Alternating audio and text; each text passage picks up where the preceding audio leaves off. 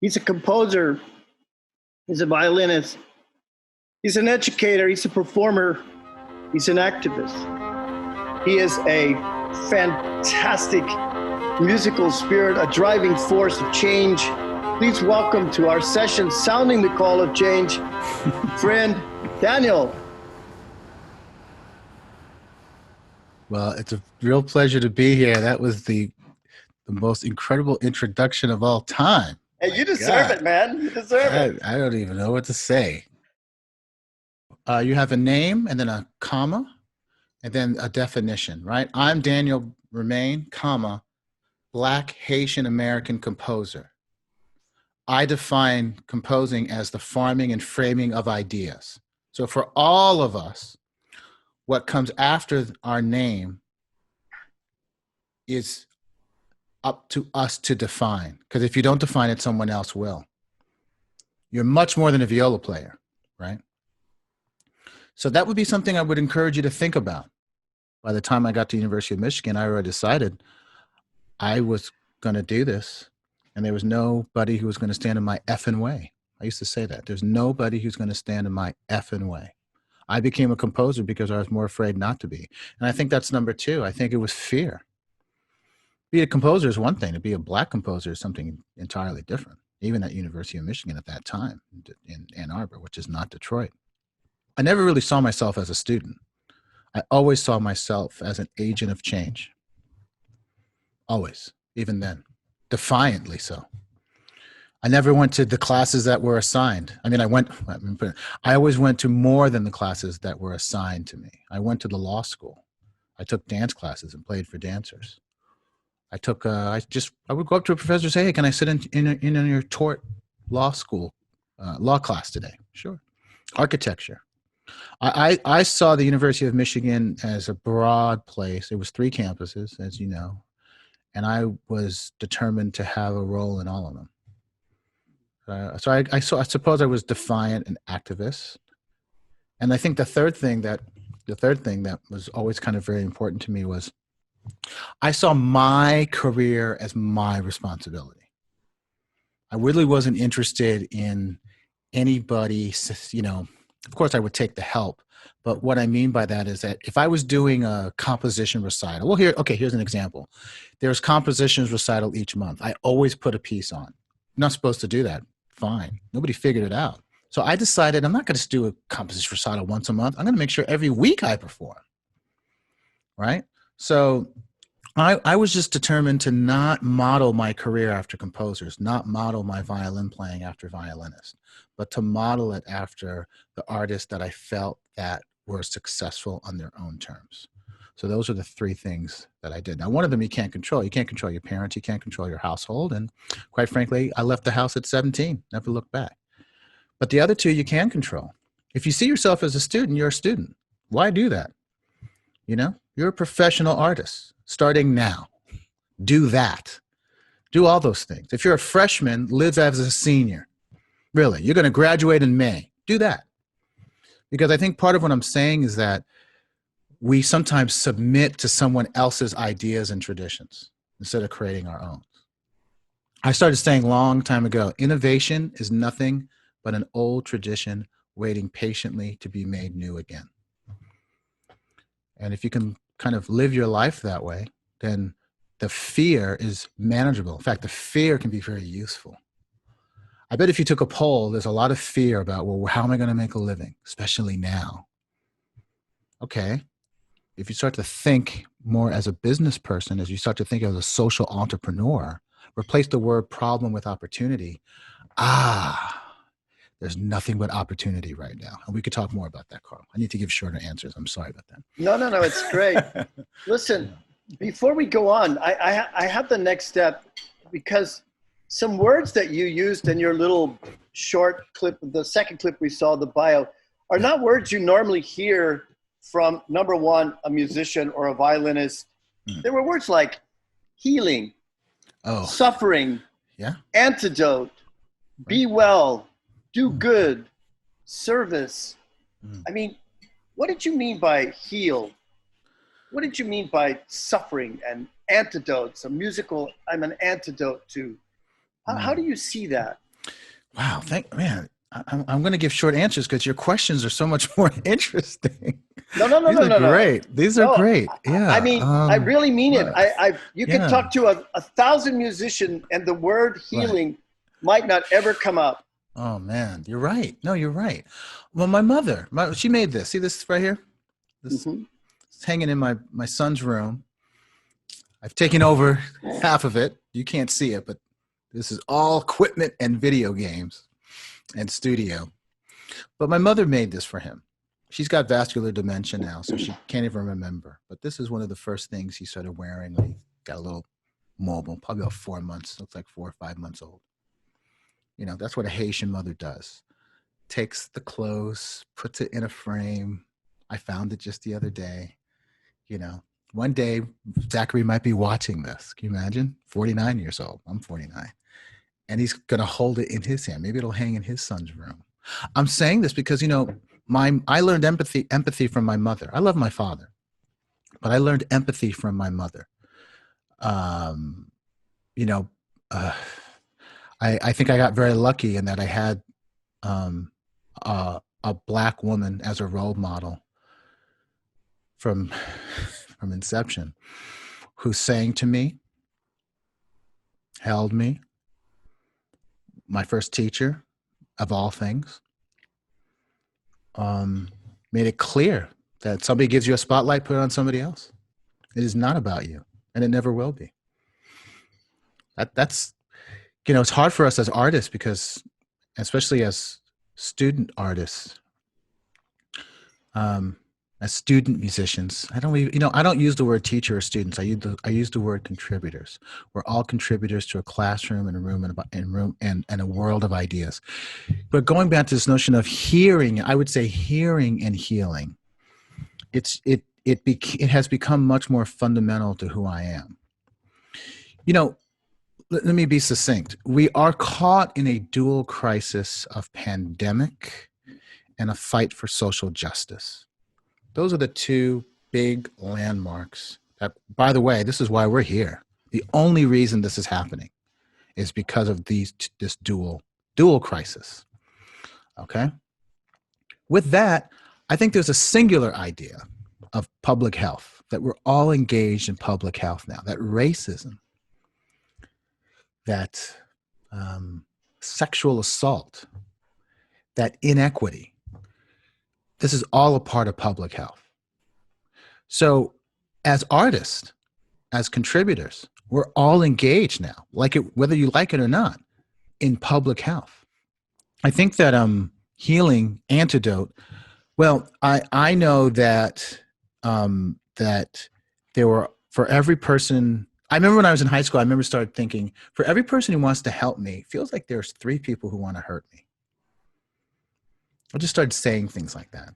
So then I started saying, well, I'm going to be the antidote. I'm going to be the cure.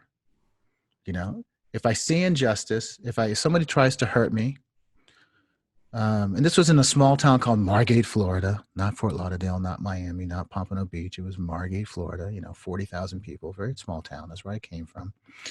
You know, I was going to speak up or speak out or do something about it. And I never really stopped. So I think that so much of what I do isn't only artistic work, it's social work.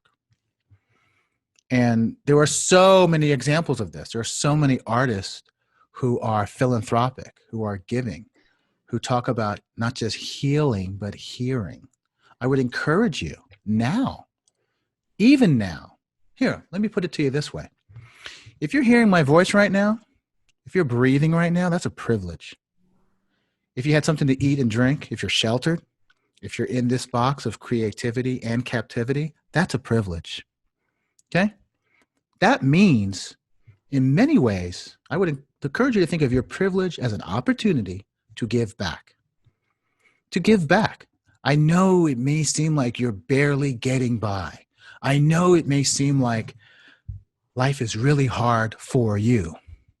But everybody who's not able to get online, everybody who's not going to eat today, not going to drink today, small children, millions of them worldwide, on the borders of their countries, outcast, right? That's who you have to start thinking about. And, a tweet can really change things. Don't worry about scale. The next time you tweet or get online, even now, give a kind word, give an idea, play. When's the last time you actually recorded yourself playing for yourself or for someone else? Not as an assignment, not for pay, right? So I think this is a time for us to check ourselves, check our privilege. You know what I mean by check? Take an equity audit upon yourself. You have a lot of privilege. During the course of this conversation, people are going to die. People are going to take their last breath, right? Let's put it in proximity. Probably someone down the road from you is dying right now, within miles of you. Someone is taking their last breath. They would give anything to be here with us right now. So after this time together, think about how you want to heal and what you want to say and or do about it. It's interesting that you used the word giving back because the last conversation I had just a couple of days before he died with Leonard Bernstein, when he was lying, he said those exact words. You've got to give back. I have invested in you. I've given to you. It's your turn to fly the flag. And when Bernstein said that, he wasn't meaning having a career. He wasn't meaning become this or that. It was all about, I helped you, you help someone else, you give back. Everybody that's on the screen has any number of teachers, classroom teachers, ensemble teachers, conductors, coaches, private teachers. Who are some of your inspirations? I mean, I know who they are, but if you wouldn't mind sharing some of your inspirations and your relationship with them. And if I could just add one more layer to that question, how did you best form an interaction so that you receive the maximum amount from them? Well, I see education as the precise articulation of life experiences, joy, and trauma. The precise articulation of life experiences, both joy and trauma. That's how I see education. That's why I use the word contributor. That's why if you're 5 minutes old, you can learn from a human being that is 5 minutes old. If you're 5 years old, you can learn from someone, and it can be reciprocal. If you're 95 years old, you can learn from someone. You can teach someone something, and you can learn from them. But the question was, who do I learn from? All right, so the big teachers, my parents, my sisters, Miss Griffiths, 6th grade, who let me conduct the orchestra, and actually the first person to commission me, in a way. I brought in my rock band and the orchestra. She knew I was bored. She would let me take over rehearsals, and she wouldn't go in the office and just read the book. She would sit like right there. It was so cool. Miss Griffiths, thank you. Thank you, thank you, thank you. Charles Black. Man, I learned from really great teachers and the teachers who I knew were not so good, and he was not so good. Academic Festival Overture. I was so excited. Sunday, got my afro, fresh church white shirt, after church shirt, black plastic shoes. And it was the Broward County Community College Orchestra. And they rehearsed at noon on Sunday, community orchestra. That means 18 to like 90, right? And I'm in there. I'm 10 years old, 5th grade. Mr. Miller, my first music teacher, Hatikva, first piece I ever played publicly. Mr. Miller was like, one day you're going to be able to play in this orchestra. I don't know how he did it, but he got me in. I still have my report card that my father kept. I'm 10 years old. And we're playing do you know it? Brahms Academic Festival Overture. Oh, you should. Okay. Dun, dun, dun, dun, dun, dun, dun, dun, dun, dun, dun, dun, dun, dun, dun, dun, dun, dun, dun, dun. That's right. Oh my God. I studied the score, y'all. 10 years old. I knew my part. Second violin, last chair. You know what that means? that means you're the worst musician in the orchestra. Not, but that's what it felt like. Okay, you know what I'm saying? Not in the Thornton Symphony. Okay, No. Okay, Not in the Thornton Symphony. That doesn't go there. Here we go. It's a long answer, Carl. I'm with you. All right. We're going to church in this answer. Yeah, but Okay. I'm glad to hear that. Not in the good, because that's what it felt like to me.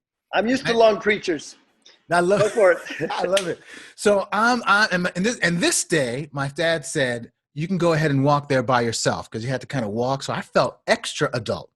So can you imagine, big black afro, the white starched press shirt, the black shoes, fresh out of church. I got my violin. I'm walking into the rehearsal room, extra rosin on the bow because I wanted to smoke up. I'm sitting there straight. I don't even know the stand partner, but I'm saying hi to everybody. Who's this 10-year-old kid? You know what I mean? Some people are saying hi, but it doesn't matter, because all I can think about is Brahms. All I can think about is, wow, this is only my second or third rehearsal with this. To me, it was the Vienna Philharmonic. It was everything. There must have been 1,000 people in the room. It was everything new and exciting and big, and I'm a part of it, y'all. And I bring it, and there's Mr. Noble comes in. Felt like the air changed. Everybody stood up straight. He didn't say a word. That was his thing. Took out the bow, and I'm ready. I'm looking at him. You know, and I'm looking around, and the sound, and you don't forget that. It was so exciting, and I'm looking around, and I know all the parts, right? I got the score at my feet, and I'm there, and then whoa, he stops. You there, you, right? You made a mistake. Stand up. You made a mistake. I said, I'm sorry. I can't hear you. You right there. Yeah. You know what? Yes. Apologize to us. Apologize. I'm so sorry. Louder. I start crying. I looked at my stand partner. She's not even looking at me. Louder, he said. I said, I'm so sorry. Stand up so we can all hear you. You made a mistake. That's not allowed in this orchestra. All right? So stand up. What's your name? Danny. Louder. Speak up. What's your name? Danny. Well, you made a mistake. You need to pay attention. Don't make that mistake again. You made that mistake. What did you apologize? I'm so sorry. Okay, good. Now sit down. I'll never forget it. It was humiliating. Nobody looked at me. I cried the whole time.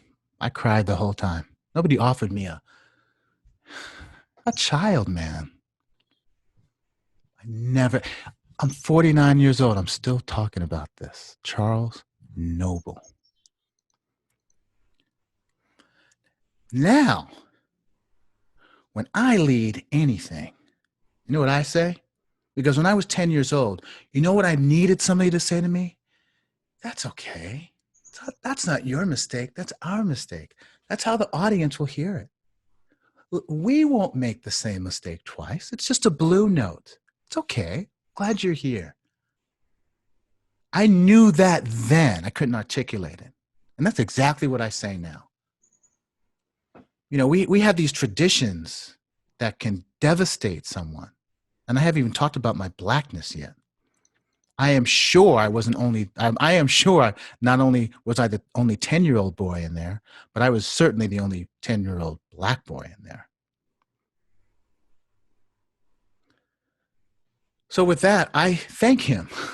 He is a teacher, because he showed me in that moment and now all the things I never will allow my relationship to classical music to be. And the last time I was on stage was with, you know, Carl Marin Oslop and the Baltimore Symphony Orchestra. You know what I do? I get there a little early, and it's funny to say this now because of where we are, but I make it a point. I go and shake the hand of every single musician as they're warming up sometimes. I say, hello, how are you? I'm glad you're here. I make it a point. Oh, absolutely. I talk to them. When I'm playing a violin concerto I turn my back to the audience. I look right at them. I'm plugged in, so I can. I want to make it as intimate as possible. You know, if anything, please don't see yourself as only a student, as only an instrumentalist, as only a Californian. I don't know, is that the term? Right? I mean, so many things are so tribal. I would really encourage you to, first of all, talk about your creative practice. The terms I'm talking about are used in the field. The field means the field of the performing arts. Creative practice can refer to your artistic work, your administrative work, your scholarly work, your educational work, your philanthropic work, your entrepreneurial work, your wellness work. Everything that you do can be your creative practice. That feels good, right? So I'm a violinist, I'm a composer, I'm a small business owner, I'm a social entrepreneur. That's different than just being an entrepreneur. I'll leave that to you. I'm a father. I'm a divorcee who has a good relationship with my ex-wife. I'm a son. I'm a Norwoodian. I'm a Manhattanite and a Tempean, I guess. I live in Tempe, Arizona. I live in 3 places. I'm a lot of things, but my creative practice rests on composition, performance, education, and activism, right? I'm an activist, absolutely. So I encourage you right off the bat to think about yourselves in as many different ways as possible. Write it down. If you write it down, it's real, okay? I mean, if I were to ask you in a year, how much money do you want to make next year? Write it down. How much money did you make this year? Write it down. I know that when I was in high school, I started really thinking about the business of music because Prince talked about it so much, even then. I know that Philip Glass, when I was in college, talked about 2/3 of his income always going into his career and living off of 1/3. By the way, I'm glad this is being recorded. See what I'm doing? I'm trying to give you real things. I don't think life gets better. I don't know. I know we say that. I'll tell you what happened. Well, at least what happened to me. Life didn't get better at all. I got better at navigating life. I got better in handling life. Life actually got worse for me. But I got better at it, and I acquired skills to navigate and wrestle with obstacles in life. There's a big difference. And Daniel, don't you think that's not just about an orchestra rehearsal, but that's about music in general and about how we should think about this gift that we've been given, this understanding, this insight into this absolute jewel in our human existence called music and all that it can do. I mean, I think that, look, I was taught 1 pizzicato, 2 actually, 2 fundamental pizzicatos. So I was taught, this one. I remember you call it the meat of the finger. And then what is Bartok? I hate doing it. And man, by the time I was in middle school, I was like, okay, I need about 5 more pizzas. I need about 5. So I started doing, now these are extended techniques, but, I started doing, I called it guitar,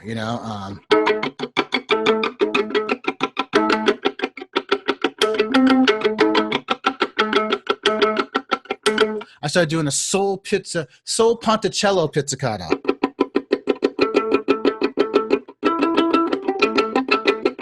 I started doing just playing like an acoustic guitar.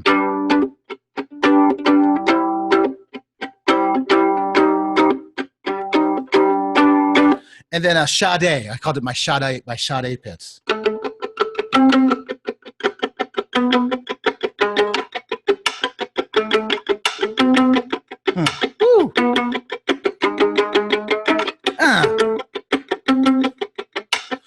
And I started, phaser. I started doing my phaser pits. I don't know if you can hear it. Let me see if you can hear it.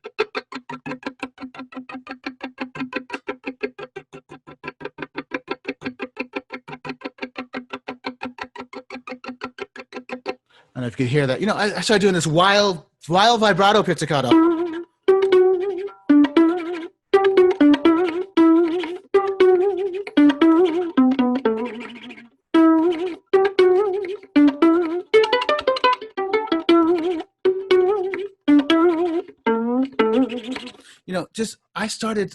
I could never end. And then I started thinking, well, I can do the violin can be anything.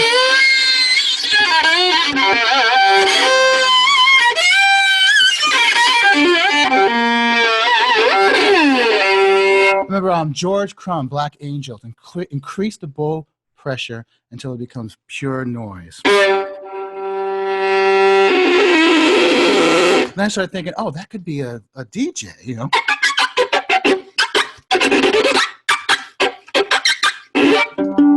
And I started thinking, oh, there's degrees of that. Low, low, low, middle, low, high, middle, low, middle, middle, middle, high, high, low, high, middle, high, high.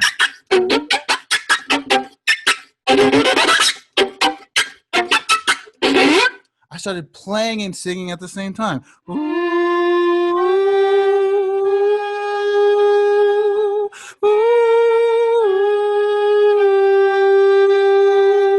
I started thinking about moving the bow as I played, like a filter.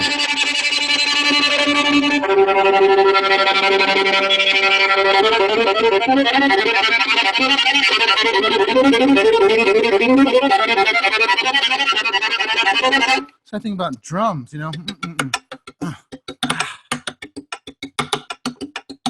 You know, I wanted my violin to be my violin, and it was like extended techniques. There's a whole universe I was trying to create, because I was never going to be Josh Bell. I was never going to be Professor Bond. My hand was never going to be able to do the things that Itzhak Perlman could do. But then I realized that's okay. I can still participate in the world of violin playing, in the world of orchestral music. I had to find a different road. But all of those things, you know, I want you to just know that your imagination, like your sound, is boundless. It has no limit. I am urging you to really start to think about your independent career and music making. You are not a student. You are a fully fledged artist. Your career has already begun.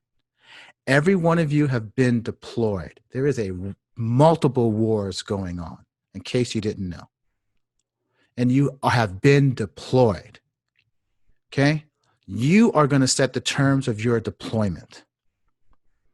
We don't need you now to see yourselves as victims. We've acknowledged it. Your job now is to get out there tonight. Friday night, don't go out. Your job is to get out there tonight on this medium.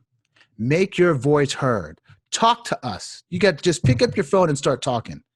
We need to hear what you're thinking, what you're saying. Play. I just played for you. It's caught forever now. I will never be able to play as in tune as half of you. And it doesn't matter, because if we're on a stage together, when I say win, what I mean is I know who I am.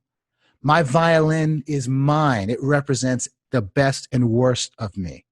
It is testimony. An audience is witness to that.